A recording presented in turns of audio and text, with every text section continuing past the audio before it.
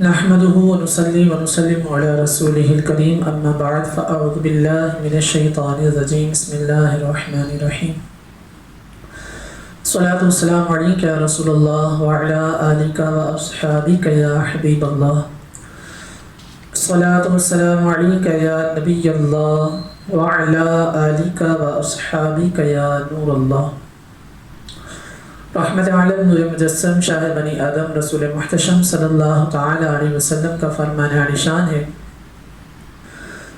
کہ تم جہاں بھی ہو مجھ پر درود پڑھو، بے شک تمہارا درود مجھ تک پہنچتا ہے۔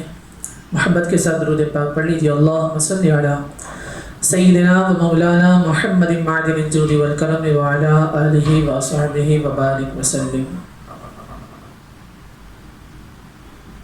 واقعہ کربلا۔ محرم الحرام اسلامی سال کا پہلا مہینہ ہے، اور اس ماہ محرم الحرام میں سیدنا امام حسین اور آپ کے رفقاء رضی اللہ تعالی عنہم نے اسلام کی خاطر، دین محمدی کی بقا کی خاطر اپنی جانوں کے نذرانے پیش کیے۔ واقعہ کربلا اصل میں ہے کیا؟ یاد رہے، واقعہ کربلا تاریخ کا دردناک واقعہ ہے۔ یہ اقتدار کی جنگ نہیں بلکہ اقدار کی جنگ تھی۔ دو شخصوں کی لڑائی نہیں بلکہ نظریات کا ٹکراؤ تھا۔ یہ حق و باطل کا معرکہ تھا۔ بات کریں امام حسین رضی اللہ تعالی عنہ اور ناپاک یزید کی، تو یزید ظلم کا استعارہ ہے اور حسین ابن علی امن کی علامت ہے۔ یزید جبر کا پتلا ہے اور حسین صبر کا پیکر ہے۔ یزید ظلم و ستم اور جبر کا نشان بن کر اترا، جبکہ میرے حسین صدق و صداقت، حق و صداقت کے نشان بن کر اترے۔ یزید دمشق کے اطراف میں سرجون اور جریر اختل جیسے اوباش میں پل کر جوان ہوا، جبکہ امام حسین رضی اللہ تعالی عنہ کے گھر کا دروازہ مسجد نبوی کے اندر کھلتا تھا۔ یزید نشے کی دھت میں، نشے کی عالم میں نماز قضا کرتا تھا، جبکہ میرے حسین ابن علی کی فرض نماز تو دور کی بات، نماز تہجد بھی میدان کربلا میں قضا نہیں ہوئی۔ یزید ظلم کا دوسرا نام ہے اور حسین ابن علی امن کی علامت ہے۔ اللہ اکبر۔ بات کریں امام حسین رضی اللہ تعالی عنہ کی، تو زمانے نے یہ منظر بھی دیکھا کہ دونوں شہزادے حسنین کریمین، یہ بچپن کا واقعہ ہے کہ حسنین کریمین سرخ رنگ کے کپڑے پہنے ہیں، حضور علیہ الصلوۃ والسلام منبر پر جلوہ فرما ہیں، خطبہ ارشاد فرما رہے ہیں۔ جب حضور صلی اللہ علیہ وسلم نے دیکھا کہ دونوں شہزادے آ رہے ہیں، تو آپ علیہ الصلوۃ والسلام منبر سے نیچے تشریف لائے اور دونوں شہزادوں کو منبر پر اپنے پہلوؤں میں بٹھا لیا۔ زمانے نے یہ منظر بھی دیکھا کہ حضور سجدے میں ہیں اور امام حسین رضی اللہ تعالی عنہ حضور کے کندھے مبارک پر بیٹھ جاتے ہیں۔ حضور سجدے کو طویل کر دیتے ہیں، یہاں تک کہ امام حسین رضی اللہ تعالی عنہ نیچے تشریف لے آتے ہیں۔ اللہ اکبر۔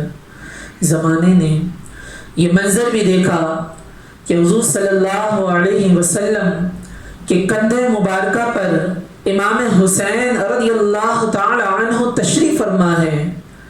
حضرت عمر رضی اللہ تعالی عنہ نے عرض کی کہ کتنی پیاری سواری ہے۔ اللہ اکبر۔ کیا فرماتے ہیں؟ کتنی ہی پیاری سواری ہے، جس پر حضور علیہ الصلوۃ والسلام نے فرمایا، اے عمر، تم یہ دیکھتے ہو کہ کتنی پیاری سواری ہے، یہ بھی دیکھو کہ کتنا پیارا سوار ہے۔ دیکھنے والوں نے یہ منظر بھی دیکھا کہ جب امام حسین رضی اللہ تعالیٰ عنہ کو کوئی تکلیف پہنچتی تو حضور علیہ السلام کو وہ بے چین کر دیتی تھی۔ ایک مرتبہ حضور صلی اللہ تعالیٰ علیہ وسلم سیدہ فاطمہ الزہرا رضی اللہ تعالیٰ عنہ کے گھر کے قریب سے گزر رہے تھے تو حضرت امام حسین رضی اللہ تعالیٰ عنہ کے رونے کی آواز آ رہی تھی تو آقا کریم صلی اللہ علیہ وسلم نے فرمایا، اے فاطمہ، حسین کو چپ کراؤ، تم جانتی نہیں حسین کا رونا مجھے دکھ دیتا ہے۔ حضور صلی اللہ علیہ وسلم امام حسین کو رونے نہیں دیتے تھے۔ کیوں؟ کیونکہ حضور علیہ السلام جانتے تھے یہ کتنے دکھ سہے گا، کتنی تکلیفوں سے گزرے گا اور کتنے مصائب سہے گا۔ اللہ اکبر۔ امام حسین رضی اللہ تعالی عنہ، آپ کی شان ہی نرالی ہے۔ عزیزان گرامی، یاد رہے جتنا بڑا شخص ہوتا ہے آزمائش بھی اتنی ہی بڑی آتی ہیں۔ پیغمبر رحمت کی آغوش میں کھیلنے والے، حجرائے فاطمہ الزہرا کے جانشین، مصلی نبی کے وارث، منبر رسول کے پہلوؤں اور گود میں بیٹھنے والے امام حسین، حضور علیہ السلام کے کندھوں پر سواری کرنے والے امام حسین، وہ حسین جن کے گھر کا دروازہ مسجد نبوی کے اندر کھلتا تھا اور یزید کی کرتوتوں کے چشمدید گواہ بھی تھے۔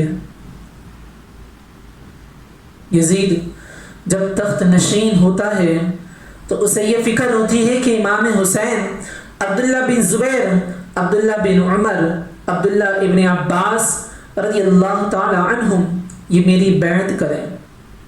اور یزید ولید بن عقبہ کو لکھتا ہے کہ ہر صورت میں ان کی بیعت لو، اگر بیعت نہ دیں تو معاذ اللہ ان پر سختی کرو۔ حضرت امام حسین رضی اللہ تعالی عنہ کو بلاوا آتا ہے کہ آپ کو گورنر ہاؤس میں بلایا جا رہا ہے۔ ولید بن عقبہ کا پیغام آپ کو پہنچتا ہے۔ آپ اس وقت فرماتے ہیں اس وقت جو پیغام پہنچا ہے وہ کسی خطرے سے خالی نہیں ہے۔ آپ نے کچھ ساتھیوں کو ساتھ لیا اور فرمایا کہ تم گورنر ہاؤس کے باہر کھڑے رہنا، اگر میری آواز بلند ہو جائے تو اندر آ جانا ورنہ تم انتظار کرنا۔ پھر آپ رضی اللہ تعالی عنہ اندر تشریف لے گئے۔ ولید بن عقبہ نے مروان بن حکم کو بھی بلوایا ہوا تھا۔ مروان بن حکم یہ گورنر مدینہ اور ولید بن عقبہ سے پہلے رہ چکا تھا، تو اس نے مشورہ دیا کہ ان پر سختی کی جائے۔ ولید بن عقبہ نے کہا کہ یہ خط ہے، اور خط پڑھنا شروع ہوا۔ سب سے پہلے اس نے پڑھا کہ حضرت امیر معاویہ رضی اللہ تعالی عنہ انتقال کر چکے ہیں اور یزید تخت نشین ہو گیا ہے، لہٰذا یزید آپ سے بیعت کا مطالبہ کرتا ہے۔